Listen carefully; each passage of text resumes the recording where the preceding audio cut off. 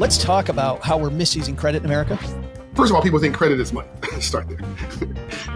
It's not. The most dangerous thing in my wallet today, Joe, is my American Express Black Card. Because this thing here, and it's sexy, and it looks nice, and it's pretty, there's no limit on it. But that's not even a credit card. This is a charge card, which means in 30 days, I got to pay the whole balance. A lot of people get in trouble. You start seeing celebrities in their bankruptcies and people who won the lottery, whatever. You see this credit card stuff because they thought this was an extension of their wallet. It's not meant to be an extension on your annual compensation.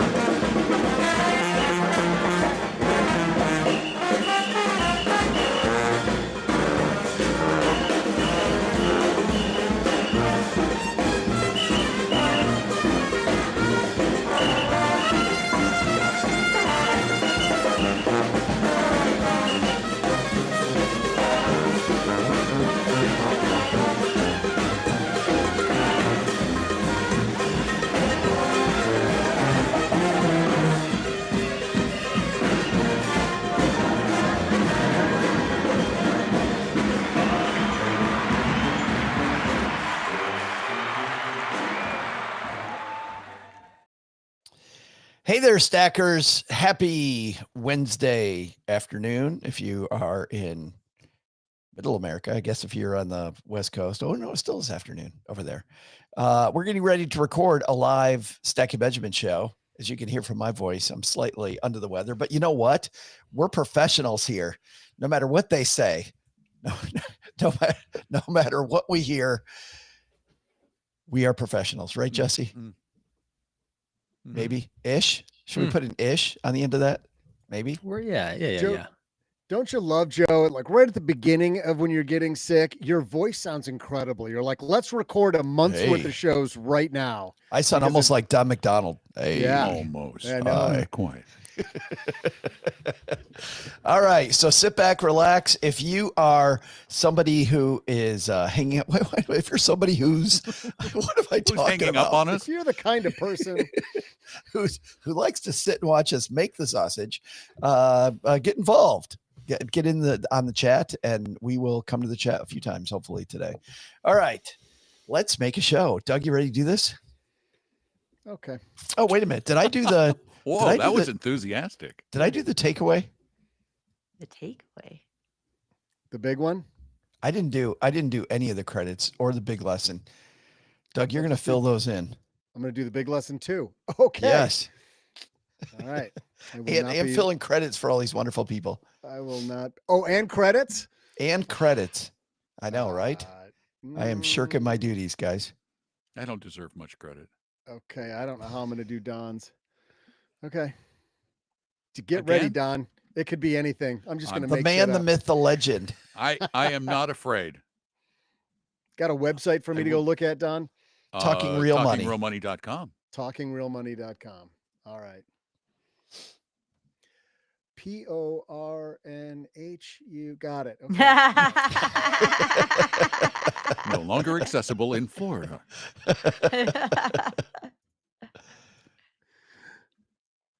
All right. I'm probably not going to listen to anything you guys say for the next hour, but I'll do the credits. It's going to take you that long. Let's do it. Not a pro like you are, Joe. All right. Let's do it. 3, 2, 1. Live from the basement of the YouTube headquarters, it's the Stacking Benjamin Show.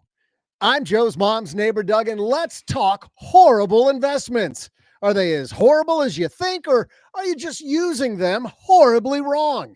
On today's show, we're diving into how misconceptions can hurt your investing game. But that's not all. We'll stop halfway through today's discussion to continue our year-long trivia challenge. And now, a guy who tried to beat the market but just ended up singing Beat It in front of the mirror for hours. It's Joe Saul-Sehy. Where the hell did that come from? Hey, everybody, welcome to Friday. I'm your surprised host, Joe Saul-Sehy from Stacking Benjamins. Nobody goes off script like I do, Joe. I have no idea what we're doing already on a Friday, which means it's a normal Friday, and we've got a great band of contributors today. Let's meet them. The one in New York City joins us. The Paula Pant is here. How are you? Paula Pant. The Paula Pant. I am doing great. How are you doing, Joe? Well, not great. Everything here turned yellow and green. And so Doug said this backstage. He's like, so does that mean everything in your nose now is turning yellow and green, which is kind of gross? But the answer is yes. So not great. You know what, Paula? I'm happy, though, because I'm here with you. Well, yeah, the April showers make May flowers. So maybe your nose will bloom in the months How many ahead. pilgrims do Mayflowers bring? Isn't that the way that ends? Is that really? I hadn't heard that, but that makes sense.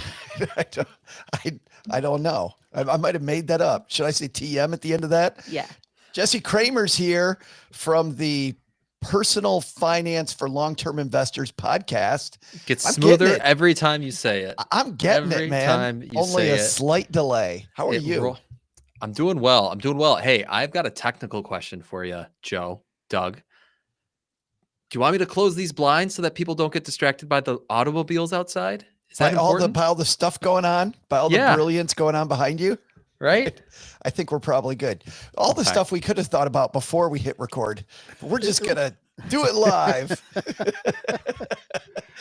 Absolutely. And here to save the show already. We're only 3 minutes in and we need saving. Don McDonald from Talking Real Money joins us. How are you, brother? Well, good. But, sometimes things just can't be saved. I'll do the best I can, but I am well, sir. Thanks for having me back on the Stacking Show. Did you get some duct tape? With my duck? What? A little duct tape, a little wire, a little, you can. I can fix. Yeah. That was back in the day when I was handy that I could do that. But no, not anymore. You think does Paula Pant know what it means to MacGyver a show? I know that I've never seen MacGyver, but I know that MacGyver is a television character who is capable of fixing a lot of things in a creative manner. This is incredible. This is already the best episode we've ever had. Today, we are going to talk investments, which is one of Don's favorite things to do on Talking Real Money with his co-host, Tom. You guys dive into investments and people trying to fleece you. But you know what's funny, Don? Often what I see is people are told by well-meaning people to get out of X investment only to do much, much worse in a fantastic investment, which drives me crazy. In fact, I was talking to a guy just last week who was with a commission-only broker, Don. They still exist? I know. Working with those ones that are on everybody's corner, the people that go knock on your door? Yeah. Yes. The ones who now only want $10 million plus accounts. Yeah. Do they really? Yeah, is it that big now? That's their new philosophy. They're going only for high net worth investors. Well, that's in every neighborhood. I mean, that's in every neighborhood. I think there are like 750,000 of them in the country when you exclude home equity. It's not that many people. Well, if they get 1 out of 7, I mean, that'd be big. Yeah. So this gentleman had a well-diversified portfolio of high fee mutual funds. He was convinced through online activities, right? Through online forums to dump that person. And then he goes, and then I was lost. So I just put everything in the S&P 500. Mm-hmm. And he has lots and lots and lots of money. And now he's taking it on the chin. And he was actually talking to me about, what do I do? I'm like, what? You were so efficient. You were high fee, but you were so efficient. Things were going very well for you. But the mutual funds you had might not have been ideal.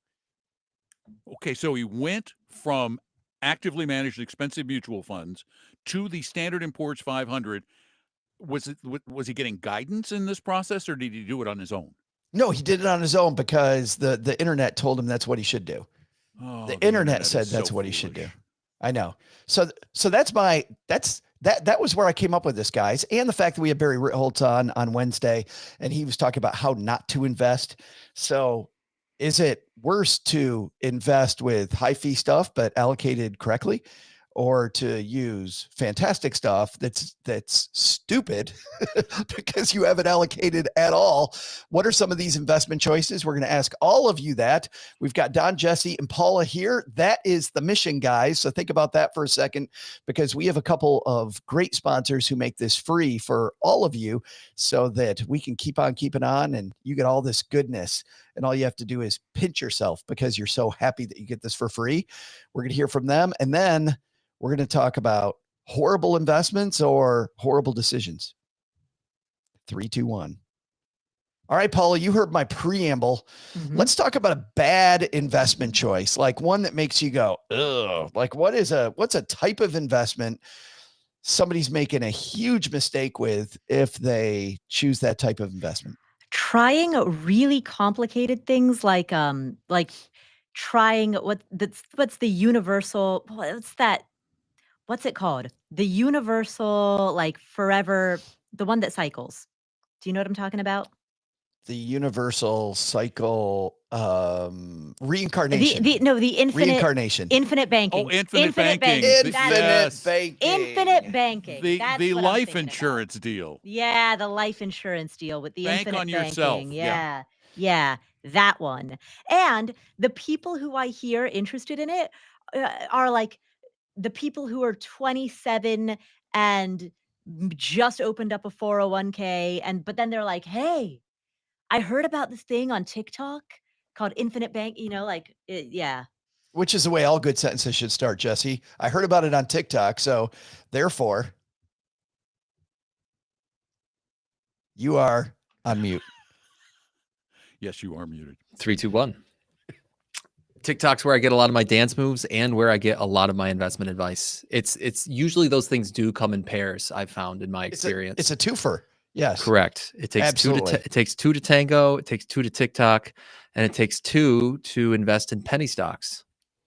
Oh. I think that's one where, I mean, think about it, guys. If you buy it for a penny and it goes to $1, you've just 100x'd your money.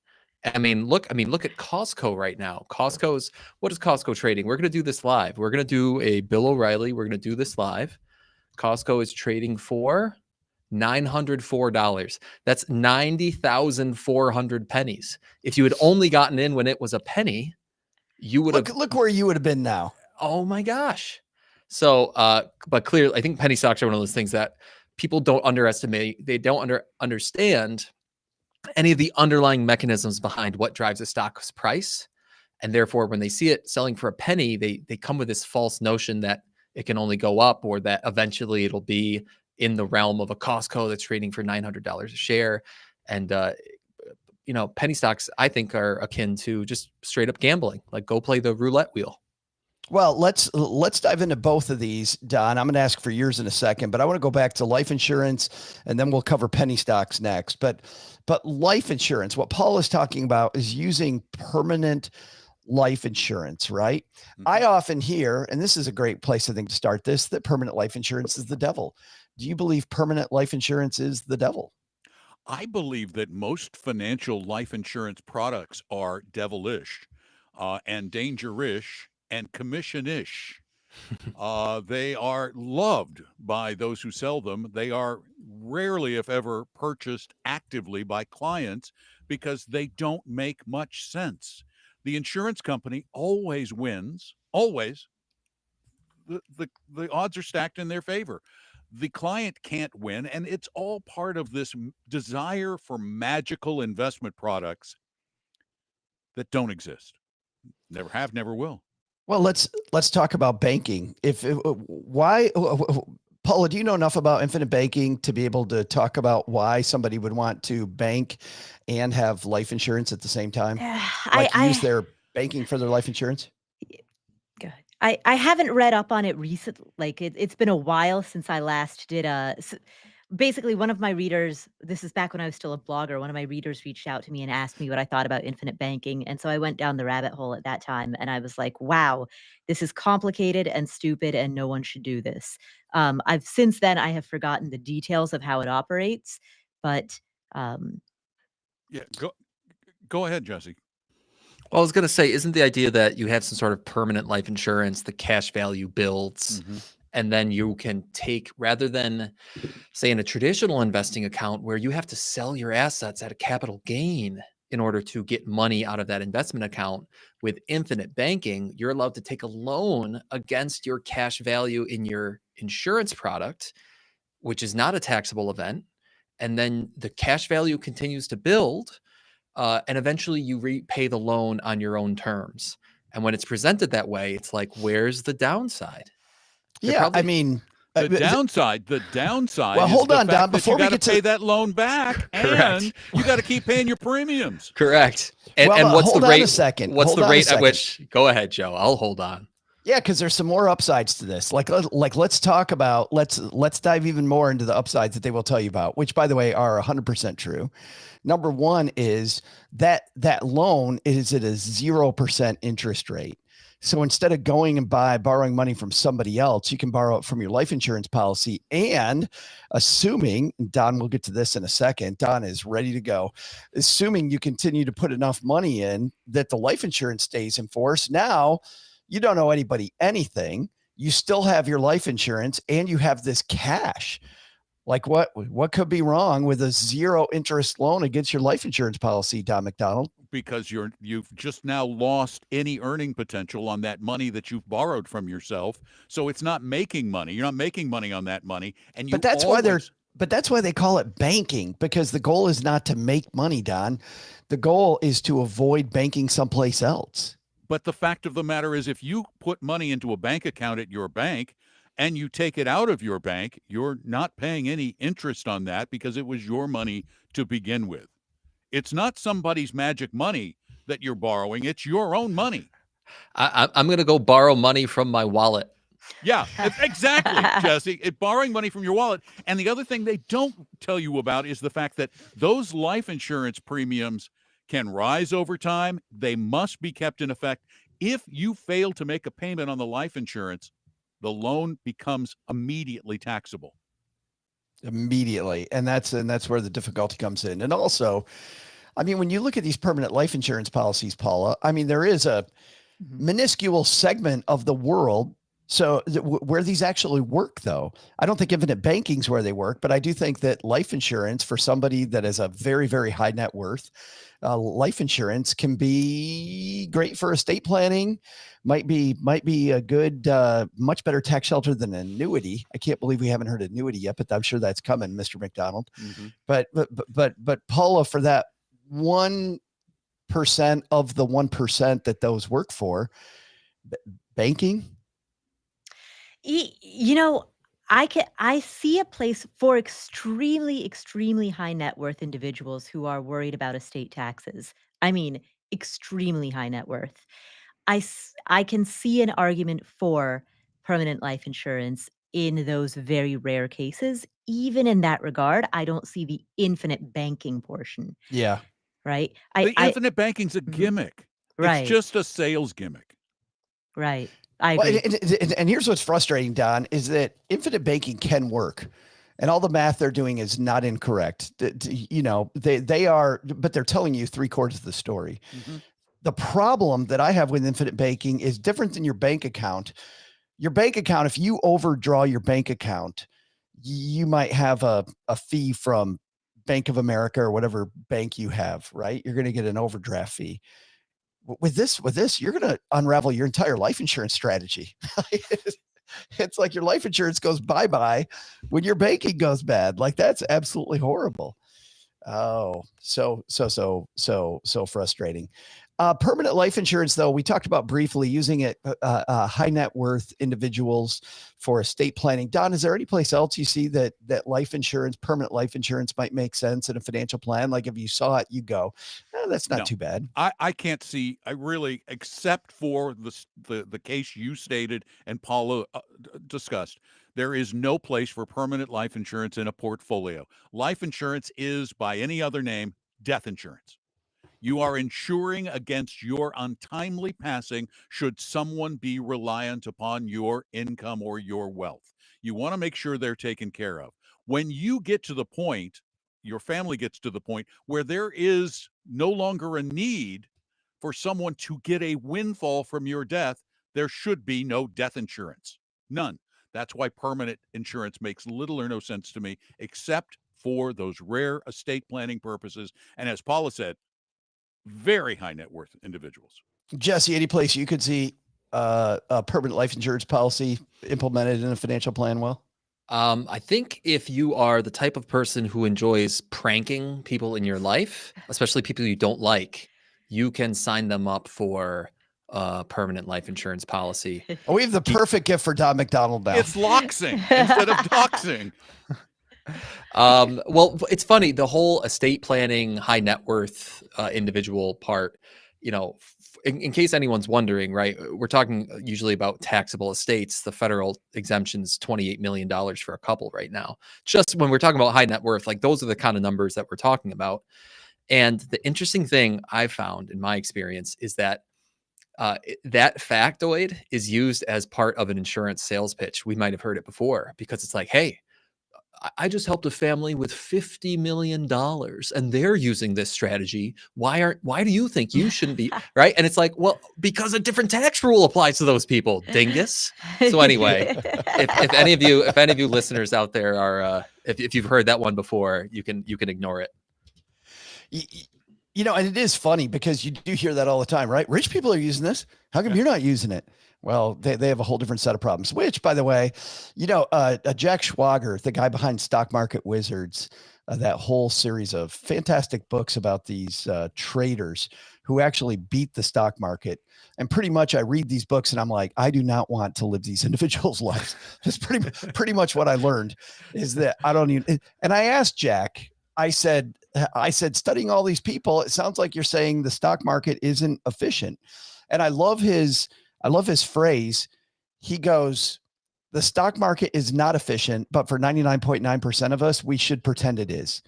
We should just pretend it is, because the things you have to do and the moat you have to swim across to get to the point, which is, by the way, is a lead into my caveat to what all of you said. I do think that stuffing a bunch of money, if you've looked at if you've got cash flow for everything and you're looking for another tax shelter, stuffing it into a permanent life insurance policy can 100% work. The bad news is it has to work forever. You have to be right on the modified endowment contract line and you have to stay there.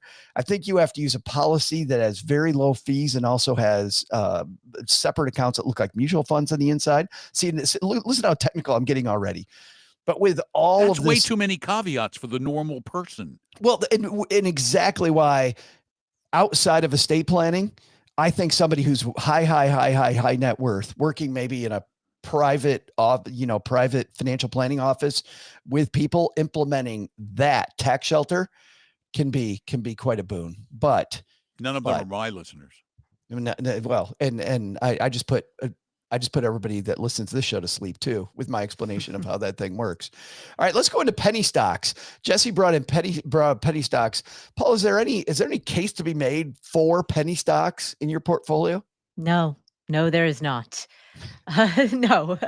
I mean, I generally think that the case for individual stocks is fairly slim for the average person. And even in the individual stock world, I'm talking about the big blue chip, the big blue chip individual stocks. I think even that for the average person, there's not much of a case. Procter and Gamble. Exactly. A Procter and Gamble, a Johnson and Johnson, a Nike, a Coca-Cola. I think even for, MicroStrategy, right? I was looking them up earlier today, right? The asset allocation for something like that for the average person should be a fairly slim portion of your portfolio. So generally, the stock picking game should be avoided. And then when you get into these further niches of, for example, penny stocks, uh, for the average person, you're asking for trouble. It can go down to literally zero. And there's just no space for that. But I love what Jesse said, Don. I mean, look at Costco trading for, I think, Jesse, you said $90 bajillion. It was 904 a share. $900, yeah. If I buy a stock that's only trading for 2 cents and this thing just, Don, manages to get to 4 cents, Yeah. I have Ooh, doubled a double. my flipping money. Yeah, well, okay, then if a stock is a deal at 2 cents, or let's say a penny, why doesn't Costco split 90,000 for one, so they can get their, or one for 90,000, so they can get their share price down to a penny? Because if it's a great deal at a penny, everybody's going to be buying their stock. This all feeds into that stupid share price fallacy that so many investors. Boy, I thought when you went, I was like, whoa, this is a family show, Don. The thing that they all live under, which is this belief that, well, if it's a great deal at 900, it's a better deal at 450, or it's a better deal at 250. The price makes no difference, and we should stop talking about little companies as being penny stocks. They're micro cap, or they're even smaller. These are tiny little companies. Buy them based on market capitalization, and generally speaking, a smart small cap stock that goes public does not go public at a penny. It goes public at $10 a share, because that is a more respectable number. Generally speaking, if you go public at a penny, you go public because you're getting ready to scam people. Jesse, you were nodding your head. Yeah, no, I think Don's right on, because I think the average person doesn't understand that a stock's price is only half the equation to figure out the value of a company, right? It's the other arbitrary. Correct. The other half is how many shares are outstanding, right? If Stacking Benjamins as a business is worth $1 million and there's 1 million shares of it, well, it's going to be $1 a share. I could arbitrarily say, no, I don't want 1 million shares. I only want 1,000 shares. Well, now the share price just went up to 1,000 per share. Mm-hmm. And again, the arbitrary amount of shares outstanding leads to the arbitrary value per share. And so it is. It's the average. I think the penny stock illusion has to do with people not understanding that fact. It is scary when people first get in. They're like, that one's $75. This one's $40. I'm buying the $40 one. Right. Because that's what we do at the store. The stock split thing, where people say, well, I'm going to buy stocks when they split. Yeah. Because they always go up. Well, no, it's the same price. It was $100 and they split 10 for one. Now it's $10. Is it cheaper? No, it's the same $100. It's the same Why is he number of so shares. angry about this? Oh, it's just the way I live. But It's the funny, way I roll. But Don, as you probably know, the funny thing is that for a lot of companies, when they do split, they actually the valuation of the company does go up, which simply shows the irrationality and the inefficiency of the market. It's like that's true. This pizza, this 8-slice pizza, it's $20. But what if I took the same pizza and split it up into 100 slices? Would you pay $30 for it? A lot of investors say yes, they would. It's I absolutely love my spouse, and she's brilliant. But whenever we go to have pizza, she asks that question every time, and it drives me crazy. For 30 years. How many slices? How many slices are in this pizza? I'm like, that is so irrelevant. We'll get a knife and make more if you want more on it. It's 100% irrelevant. Oh, yeah. There's something else going on with penny stocks, too, that we haven't talked about. Was penny stocks, most often, unless they just became penny stocks, which means they're falling like a rock, they are not listed on an exchange. And I learned a very, very hard way that it is the SEC's ability to police penny stocks also is incredibly low. So the pump and dump schemes, Don, that you were talking about, if you think it's a deal, somebody's ability to fleece you when a stock is under $1, it's pretty good. That's where all the boiler room brokers were back in my day, was selling the pennies, selling off the pink sheets. Yeah. And they literally were pink sheets. Such a good movie, Boiler Room. Boiler Room. Listeners haven't seen that, you got to watch Boiler Room. It's fantastic. Paula, have you seen that one? I have not. You would really like this movie. Yeah, you would. It's a good Yeah, movie. yeah, fantastic film. All right, in the second half, I bet we're gonna talk about something that rhymes with schnuity when it's Don's turn. But before we get there, at the halfway point of every Friday show, we dive into our year-long trivia challenge. And Don, today you'll be playing for OG, which I is love playing for OG. it's good news and it's bad news, Don. Is he You want the doing good badly? news or the bad news? Oh, no, my friend. Oh. The good news is the pressure's off. In fact, we'd love it if you just cook the books with us and said some horrible, Oh, you want me to be guess. wrong? So, You know how really, the answer the to fix our is in. the answer to our Sorry, Friday trivia. OG. The peer pressure is ridiculous here. The answer to Don will our send Friday. you $10 later. Sorry, Go for it, Doug. Yo, Sorry. go, Doug. No, Come I on, tried Doug. twice. I'm not going to strike out a Oh. third You time. can. I think you can. I think Doug can. Nobody I think respects Doug can. me.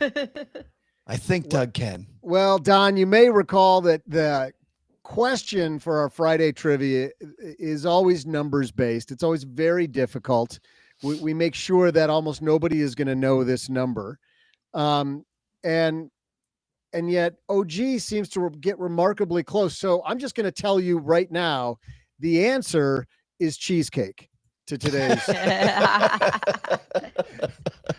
Make sure you say cheesecake and we'll all be really happy. We've had 7 editions so far as we're getting ready to close out the first quarter this year. OG has 5. Paula has 1, and Jesse last week finally got on the board, my friend, with 1. And so will Don help OG pull further ahead? Will Paula go back into second place where she was for most of the first quarter? Or will Jesse go to second and make a move? We need a trivia question, though, Doug, to find out. I think today's trivia question's about science. It's about science, huh? Pretty sciencey. Yeah. Hey there, stackers. I'm Joe's mom's neighbor, Doug. And on this day, way back in 1948, English astronomer Fred Hoyle coined the phrase Big Bang as he was describing the noise that Don's brain makes when he sees a listener with an annuity. No? Now, well, you know, maybe it's the sound of both of our listeners' heads hitting the floor when they find out Paula actually watched a movie at a theater that was made in the last 2 years. Nah, I'm just kidding. It was actually just old Fred calling the notion of a Big Bang ridiculous as he was trying to support his alternative universe origin story called the steady state theory. Do you know what the steady state theory is, guys? No. It's when a man universe loves a woman universe very much. And they, no. Anyway, continue, Doug. Well, that was worth it. Speaking of... Oh, yeah. So very, very valuable. I'm still trying to figure it out. Speaking of Joe's mom, I have it on good authority that the number one reason the universe was created was so she could watch Big Bang Theory reruns on television. This hit show's cast raked in tons of Benjamins over the life of the series, but Sheldon, played by Jim Parsons, was paid the most. 4 years in a row, Parsons was the highest paid actor in television, culminating in 2018 when he made how much money over the course of that season. I'll be back right after I try to imagine Jim Parsons eating grocery store ramen with me and Joe's mom. What a hoot. Oh, wouldn't that be fun? Sitting, he probably golden chopsticks. Yeah. With all that money. Because I bet it's more than $4. I bet that Jim you Parsons think? made more than $4. How It many might have been episodes more. in a season? Did you say that? Did we get We that? did not. Oh, we got to know. You the have to use episodes your in the own giant season. brain for that. We did not. And with that giant brain, you get to go first, Don. So Jim Parsons, 2018, highest paid actor on television. How much did he make for the season? $52 million. $52 million. Sounds well reasoned. Little math applied to that number. Very little math. Paula Pant, you're going next because you've been in second place Whew. longest. So strange to go second.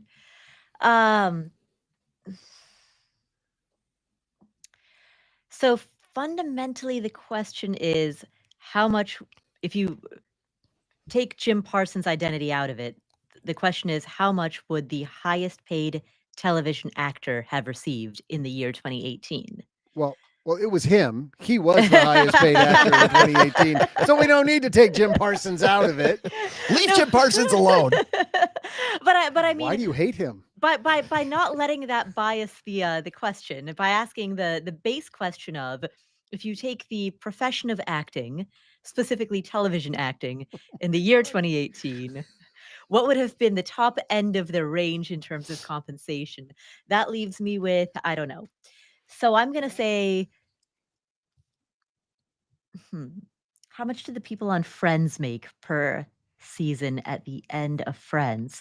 We did that one. Yeah, we did that one a long time ago, and I don't remember the answer. I also read Matthew Perry's biography, and I also don't remember the answer. Joe, do we have a director off stage telling Paula to stretch for time? I know. Is he giving that signal? We got to give Don's brain time to settle back down before he starts talking about annuities. It's got to cool off. I'll be fine. I'll be fine. Go ahead. Yeah. All right. So my objective is to keep the field goal wide. So I'm gonna go 21 million. $21 million. Nice Well, try. Jesse, 52 on one end, 21 on the other. Where are you going? I'm going under 52. I texted Don offline. And I said I'd give him 10,000 slices of pizza if he tanked this one. Which in his world is just one personal pan pizza. About Yeah. tiny, It's about tiny little 800 calories. bite-sized nuggets. 4 pieces of pepperoni on that. This is a good one. This is a tough one. Do I believe? I mean, for the sake of brevity, guesses were 52 and 21. Yeah. I'll go 30. $30 million. All right, we got Don at 52, Paul at 21, Jesse at 30 million. How much did Jim Parsons make in his highest paid year? We're going to find out in just a minute. All right, 3, 2, 1. Don, you started with $52 million and everybody thought that might be just a skosh outside. Looking at the other two answers, 21 and 30, but you feeling pretty confident? No, not at all. I'm feeling about as confident as I would feel putting money into crypto. I don't know, man. I don't know. Could be your day. Oh. Paula, 21 million. Right. I was mentally toggling between 21 or 27. So I'm actually a little bit nervous that Jesse took 30 because I was thinking the 21 to 27 range. And so again, you went with your gut. I know. Why? Why do I do that? I can't wait to find out what the answer is. But if you're wrong, I'm like, why do you trust your gut every time? And how is your gut wrong every single time? It's like a two-step process. You got to do the Costanza where you just do everything exactly opposite of your gut. It is the inverse gut. But that's gut theory. Yeah. It's exactly what I'm thinking, Doug. I'm like, her gut has been wrong for 3 consecutive years, maybe 5, maybe 7 consecutive years. Like every time her gut is wrong, with rare exception. So number one, why you wouldn't, as step 2, say that's my gut reaction and go the opposite way, Paula? I have no idea. Jesse, you're at 30 million. You feeling good? Paula likes that territory. Yeah, I don't know. Again, I like the whole idea of like how many episodes were there and how much per episode. I don't know. 1.5 million times 20 episodes, maybe. I'm not sure. It's a lot of money either way. What's the pulse on this show? Do you guys enjoy the show, Big Bang Theory? It's a good show. Getting nods. Yeah, I think it's a good show. It's easy to hate. It's like people went out there and started saying how bad The Office was or how bad Friends is. Any big giant show, it's easy to find a whole group of people that say it's horrible. But there's a reason it was on air for like 29 years. Or yeah, 12 massively seasons. Inoffensive. Right. Yeah, 12 seasons. I also heard, by the way, that the writing is purposefully backwards. Usually they make characters that are empathetic, and Sheldon is completely unempathetic on purpose. And it's just meant to rub you the wrong way every single time, which is very hard to pull off. So the fact that they were able to pull it off, like we do with Doug every week. That's good stuff. All right. 52 million from Don, 21 million from Paula, 30 million from Jesse. Who's winning this thing, Doug? Well, hey there, stackers. I'm ramen lover and guy who always loves a big bang, Joe's mom's Hey, neighbor, no, Doug. no. Can't say that. No. He did say it, though. Yeah, continue. The Big Bang Theory. I'm going to hire Don to just be my laugh track. That's awesome. The Big Bang Theory television show made the 5 main co-stars millions. But how much did Jim Parsons, the actor who played character Sheldon, make over the course of his 2018 season? Well, I'm not going to tell you, but I will tell you that it was 25.6 million less than what Don guessed, 5.4 million more than what Paula guessed, and just 3.6 million less than what Jesse guessed, because the correct answer is $26.4 million, making Jesse sole possessor of second place. Wow. Wow. Sorry, see, my thinking was, I thought somebody from Friends got $1 million an episode once. They all did. Yeah, and I was thinking $1 million an episode. Then Jim Parsons, if it's that much later, must have gotten 2, but I was wrong. I can't believe I was toggling between 21 and 27. And you were dead on. Unbelievable. 27. Wow. So incredible. Your ability to be wrong is just amazing. Well, but she was right somewhere in her mind. Exactly. She was. Yeah. And she can take that with her after the show and feel good about herself. I let other people win. It's so nice. In this case, Jesse. Nice. Jesse, 2 weeks in a row. All right. Nice job, All right. man. A little momentum. All right. Let's use that momentum to slide into the second half of this discussion.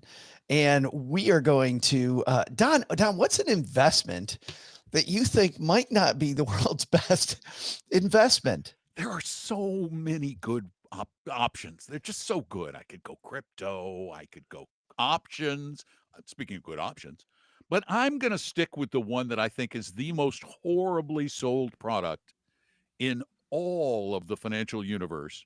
And that is a product for some weird reason called an equity indexed annuity or indexed annuity, EIAs. These are hyper sold. They are the subject of almost every free steak dinner you get in the mail, because the commissions paid are so high, and yet because the insurance industry so effectively lobbied to have these things unregulated. Years ago, the SEC wanted to regulate equity indexed annuities or indexed annuities as securities. The insurance industry spent, I believe it was $200 million lobbying to keep those under the control and the purview of state insurance regulators. So these people who could sell these things could, with impunity, tell you, you're getting an investment that will give you the returns of the stock market with none of the risk. The biggest lie in the investment business, I believe. But it's all true. It's all true, Paula. You get to participate in the stock market, and you don't get any of the stock market. They claim the returns of the stock market with none of the risk. They don't say participate. Never in writing. Never in writing. Right. In writing, it's always, hey, you get to participate in the stock market. And have you ever read one of those disclosure documents? It's incredible. It's so ugly. It's so ugly. Paula, One time I participated in the Victoria's Secret model fashion show. You did? We can see why just looking at you. Yeah, I watched at a bar. Oh, that was me participating. Participate. Sorry, Paula. Go ahead. You got all the upside, and the audience got none of the downside, Jesse. Thank heaven. Oh my goodness, Paula. Let's talk annuities, equity index annuities. Why do we buy them? Why do we buy them? I think broadly there's a lack of financial literacy. I was listening to this podcast yesterday, in which there was a guy. He was 41, and he talked about how he had just gotten into the market about 5 years prior. It was his first time ever buying into any type of putting money in a 401k, buying into any type of stock, buying into any type of bond, and I think for most people, it feels very overwhelming. And so when you get that free steak dinner, that says, hey, you get all the benefit with none of the risk. In a world with the lack of financial literacy, it's tempting to believe it because you want to believe it. And in a world in which it feels as though it's, for a lot of people, it feels as though things get more and more expensive and it's hard to keep up. We've now got like a younger generation that feels as though they might be doing worse than their parents, right? I think in that type of an environment, it's so tempting to want to believe the too good to be true sales lines. But if I sell these things, Jesse, like I know what's going on. Mhm. I've read the data. Like I get it. Or do these people also not get it? So they can, On the sales side, you're saying? yeah, the salespeople. Well, there's two interesting things there. I know Don's getting excited, so I do want to hear what Don has to say. The two things are, it's funny that we're using the verbs buy and sell. How often? Why are so many people buying these? Well, again, I would say they're being sold more often than they're being bought. They're being pushed more often than they're being pulled, right? They're being pushed onto people more than those people are actually seeking them out. But then as for, do the salespeople know what's up? I'm sure many of them do, but there's a really good series a few years ago in the New York Times pertaining to about 403B programs. And a lot of 403B advisors push annuities on teachers, even though the teachers might be getting a pension and Social Security too, which acts as fixed income. Anyway, but it was very interesting in this interview series. A lot of these younger advisors who were pushing annuities, we're talking like 24, 26, 28, 30, the training that they went through very much indoctrinated into them that they were doing a good thing by selling these annuities to their clients. And it might have taken them years of being in the business and eventually kind of seeing the bad results, having to kind of unwire, remove themselves from the cult of annuities before they realize, they weren't doing something good for their clients. So some salespeople know that they're not setting their clients up for success, but I'm sure many think that they're doing the right thing.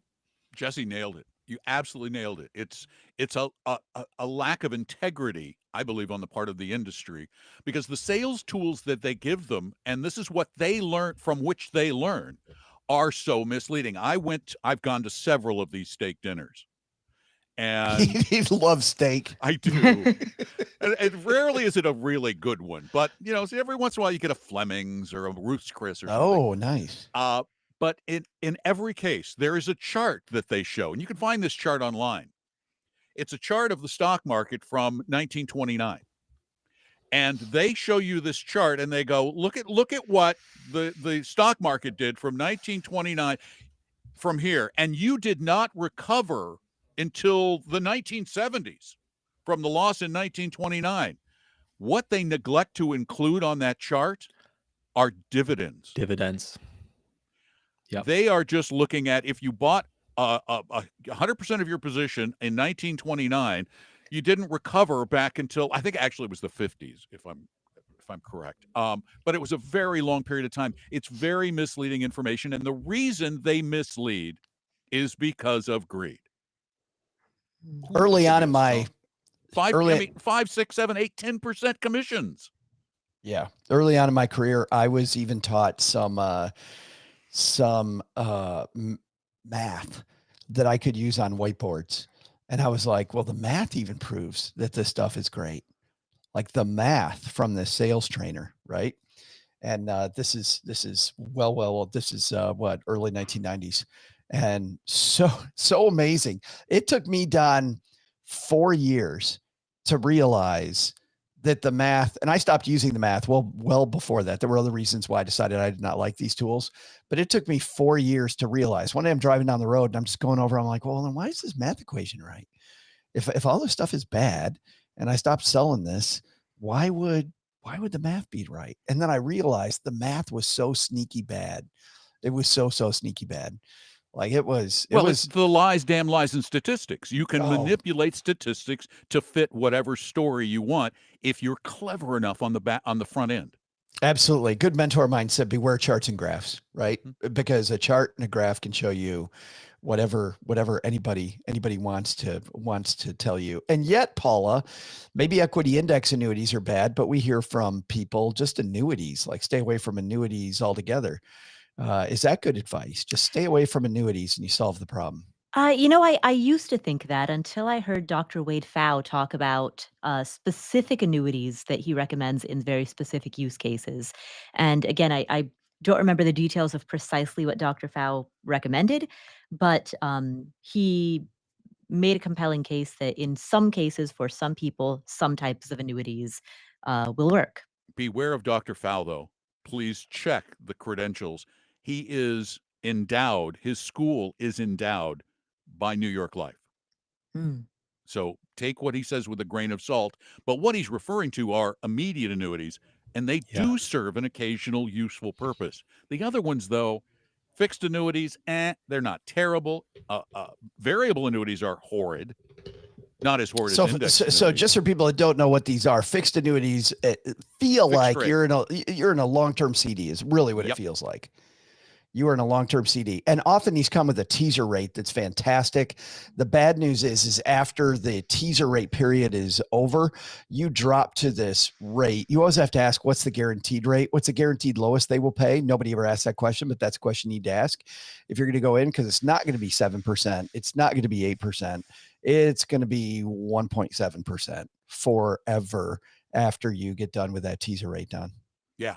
And the variables, what I dislike so much about variables is the fact that they have very, very high internal fees to give, because when you buy a variable, you're buying into a group of mutual funds. So you get to pick the funds you want in that group. Because the insurance company doesn't directly control the money in this case, as they do with other annuities, they have to make money. And so they tack on all these fees and riders that can add up to 2.5%, 3.5% extra over and above the mutual fund fees, which makes them a terrible deal. And people in retirement plans need to remember, you cannot get double tax deferral. If you're in a 403B and you have an annuity, the 403B is already tax deferred. The annuity provides you with no benefit on the tax side. Well, and I saw a statistic last year. The number one place where variable annuities exist is inside IRAs. Yeah, it's the inside dumbest place IRAs. of all to put them. Why do I have a tax shelter inside a tax shelter? Jesse, and you mentioned teachers. I mean, teachers really got it bad, because for a teacher, it's, choose the annuity and you've got maybe 3 or 4 different choices. What do you tell the stacker teachers in our audience when they're trying to sift through annuity hell for their retirement? Yeah. On Friday, I went out to my high school alma mater and taught 30 teachers what I would consider some financial basics, including 403B basics. And one thing I did for their 403B, their 403B plan had not yet been uploaded to this website called 403B Wise. I was hoping you'd mention them. Great. Yeah. Site. Are you familiar with that, Joe or Paula? Yeah, it's a nice site. You need to have them on. That's a powerful tool. It's a really good nonprofit by former teachers to help current teachers figure out some better paths within their 403B program. And I'll just use my personal high school as an example. Shout out to Red Creek, New York. I think they had about 10 different custodians and or insurance companies as potential vendors in their 403B program. The school district, this is kind of by law. It's not the district's fault, but they stay out of the conversation. It's up to each individual teacher to choose which of those 10 custodians they work with. Which, by the way, can we just pause there for a second? Yeah. At General Motors, the HR department, because of ERISA rules, has to teach people how to use the 401k, or they violate the law. With a 403B in our teachers, if a school district tries to educate you about your choices, you violate the law. It's so crazy, Jesse. Anyway, continue. Yeah, no, you're right on. And then so the next question is, well, who do the teachers choose then? The way it's traditionally been done, and this kind of makes sense, is you'd say, well, is one of these people from one of these companies coming to talk to me at the school and get me to sign up? Usually someone is. Usually I call them the donut people, because they often come with a couple dozen donuts. They sit in the break room and they ask teachers, hey, have you signed up for your 403B yet? The question then to ask is which companies have enough profits or which companies have a business model with high enough sales fees and commissions such that they can afford to send a human Donuts. being into the break room with donuts, right? It is the high commission annuity companies.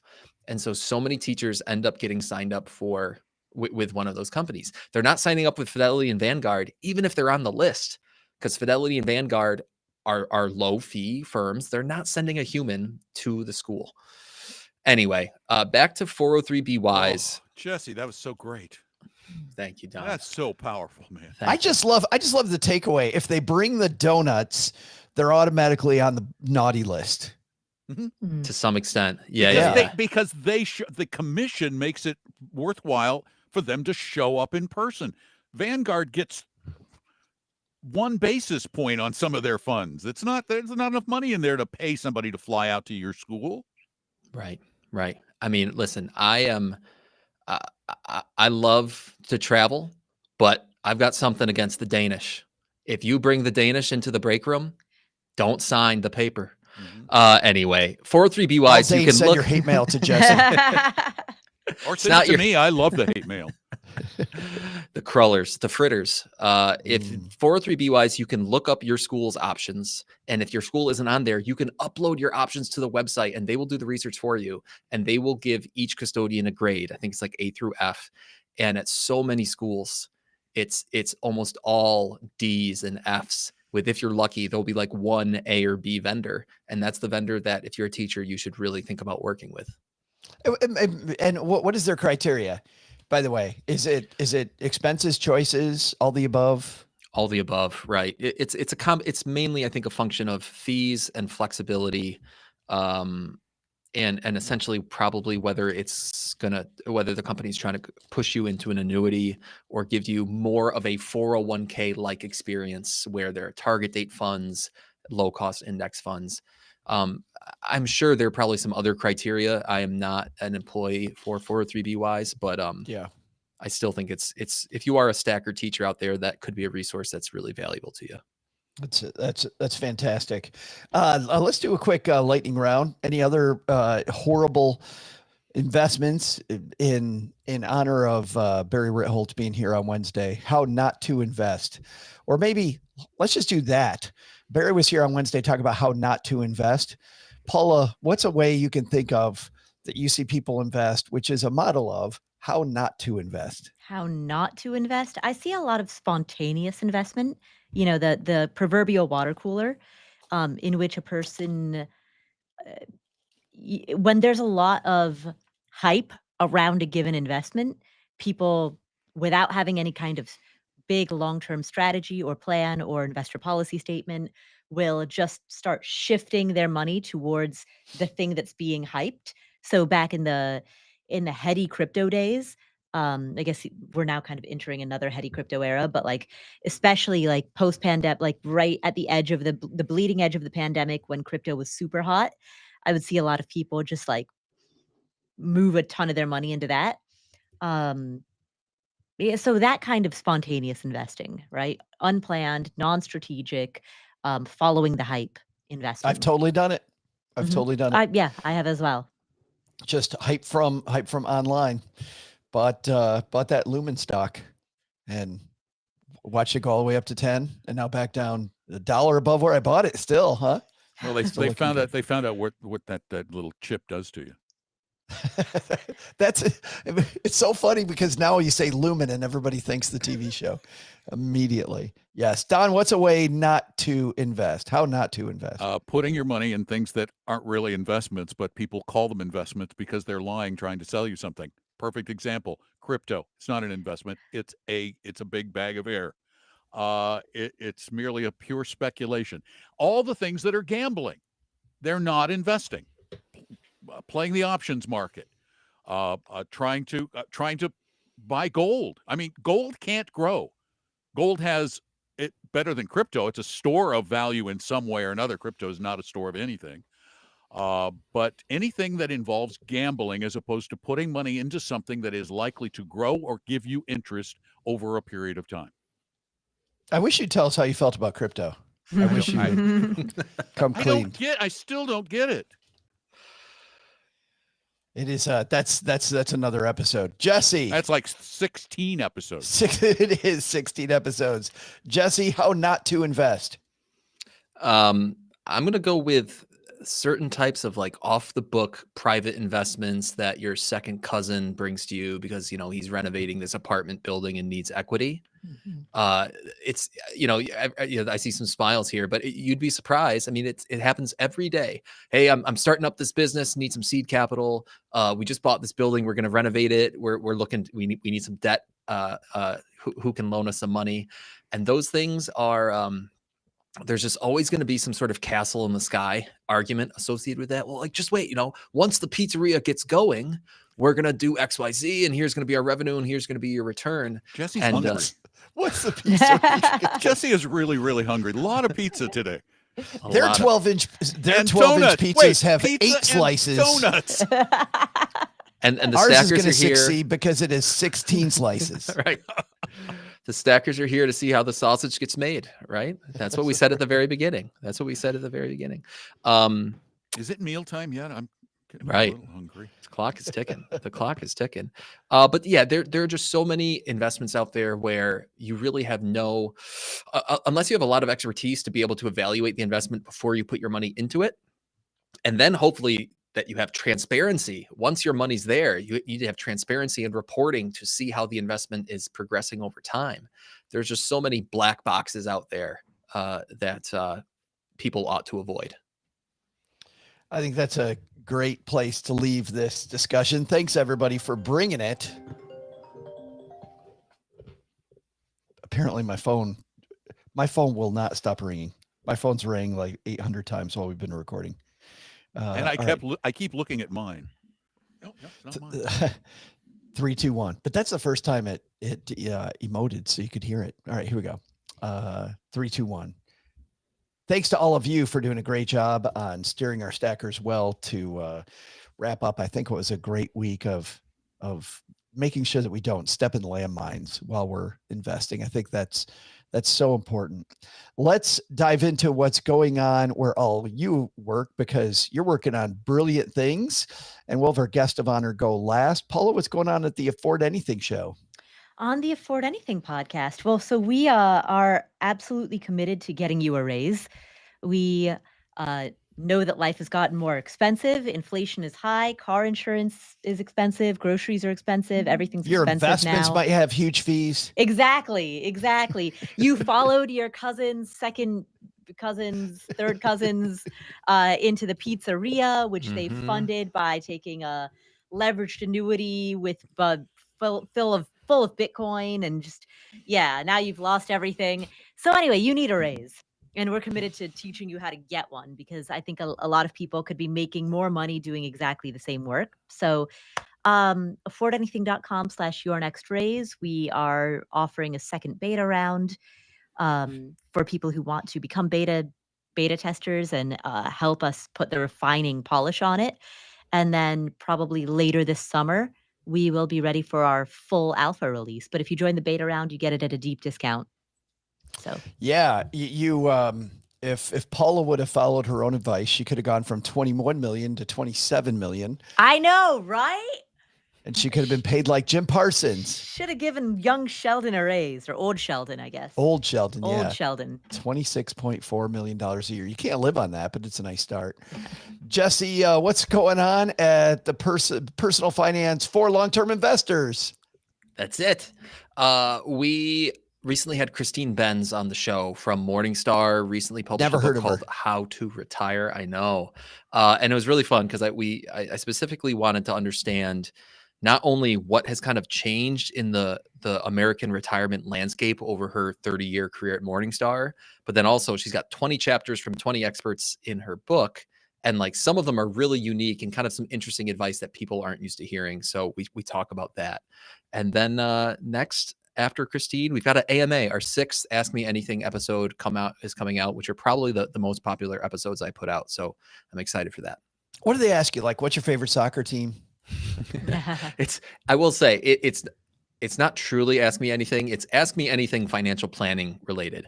So we have, questions about like the California fires, about annuities. I go deep on annuities. Have you ever looked at the IRR of an annuity, Don? The internal rate of return. So it's like you wait 10 years and then it starts paying you 7% per year. It takes you like 18 or 20 years to get your money back. Anyway, we'll save that for the podcast, but some good financial planning questions. That's fabulous. And that's it. The Personal Finance for Long-Term Investors podcast, where finer podcasts are found. I just keep repeating it so it just starts rolling off my tongue. That muscle memory. Rolling off my tongue. What's going on Talking Real Money, Don? Same darn thing that's been going on at Talking Real Money since like before the internet. We've been around that long. Really, in one form What's it or like? another. Did you ride your horse and buggy to the radio station? No, canned string. You remember that technology? Oh yeah, sure. Yeah. We use the latest technology.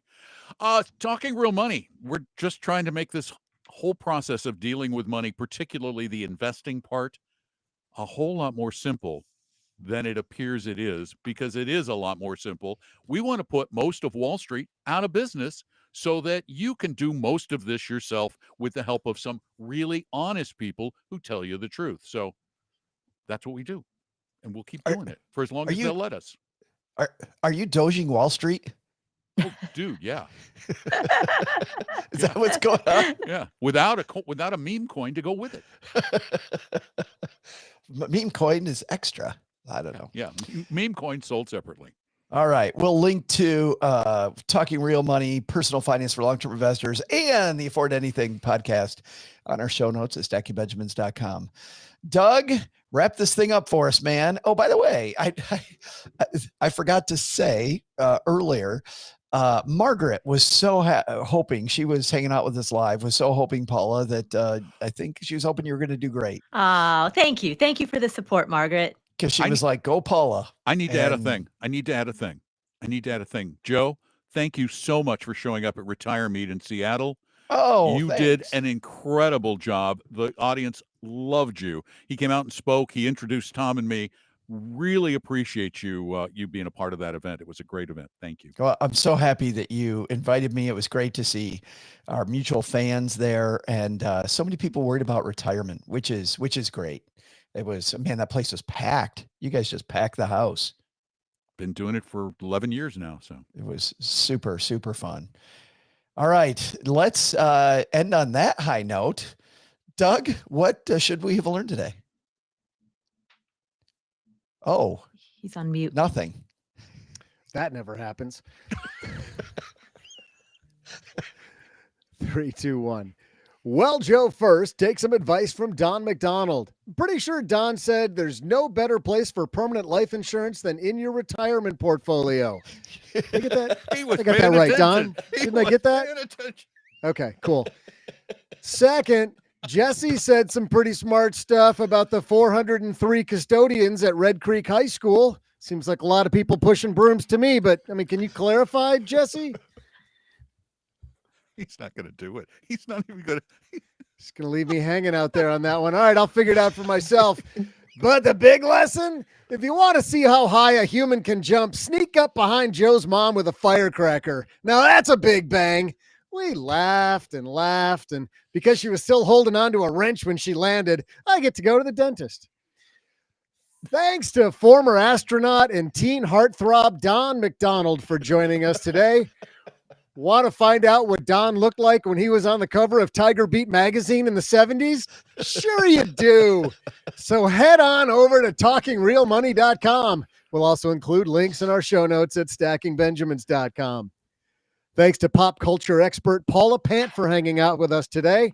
Need answers to almost any trivia question? You'll find the opposite of that on her fabulous podcast, Afford Anything, wherever you listen to finer podcasts. Jesse's terrified about what I'm about to say. We're all terrified. And finally, thanks to this podcast, Chief Dingus, Jesse Kramer.